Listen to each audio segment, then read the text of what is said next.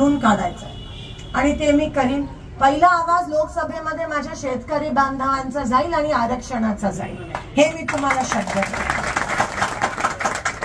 शेतकऱ्यांची सेवा करणं ह्याला पण भाग्य लागतं, सगळ्यांना ते नशीब मिळत नाही. आज नाना नाही आहेत, पण नानांनी जी केलेली कामं शब्द देते की भगीरथ दादा आणि मी आम्ही ती कामाचा पाठपुरावा करून 100% ती मार्गी लावू, हा शब्द तुम्हाला या ठिकाणी देते. आणि तुम्ही आज MSCBचे खूप तक्रारी आहेत.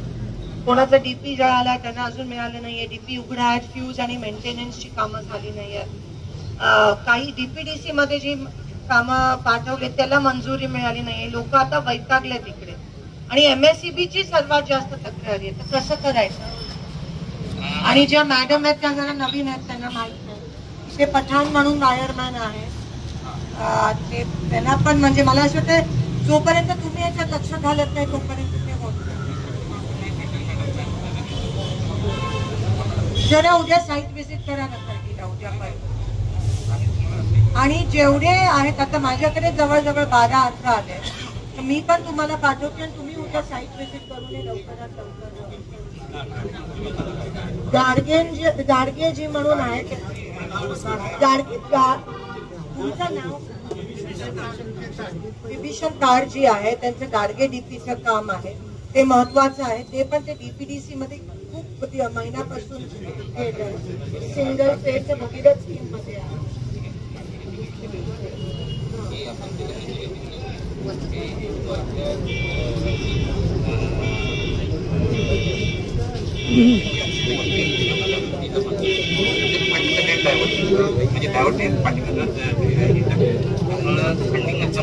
नाही काय झाले, कुठे गेले?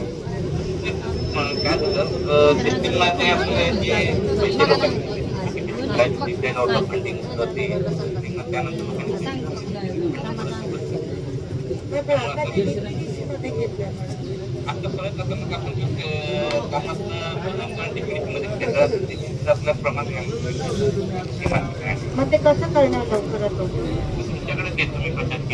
मी घेऊन जाते, पण तरी ते बघा की मागच्या वेळेचे फंड कुठे गेले, त्याच्यात काय भ्रष्टाचार झाला. आणि दुसरी गोष्ट, एका शेतकऱ्यांनी जर बिल भरलं नाही तर तो डीपी कोणालाच वापरायला देत नाही, तर त्याच्यात पर्याय काय आता?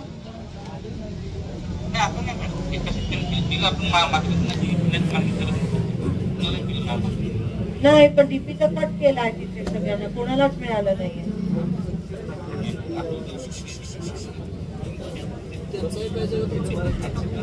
जे शेतकरी बिल भरत नाही डीपीचं, त्याच्यामुळे जे बिल भरणारी आहेत शेतकरी त्यांना शेतफळचा विषय, शेतफळ तपकिरी शेतफळ वायर दुरुस्ती करण्याचं तिथे काम होय. आणि मी काल पण ते बोललेली की मेंटेनन्सचे जे सामान आहे ते लवकरात लवकर ते राठोड पण इथे पण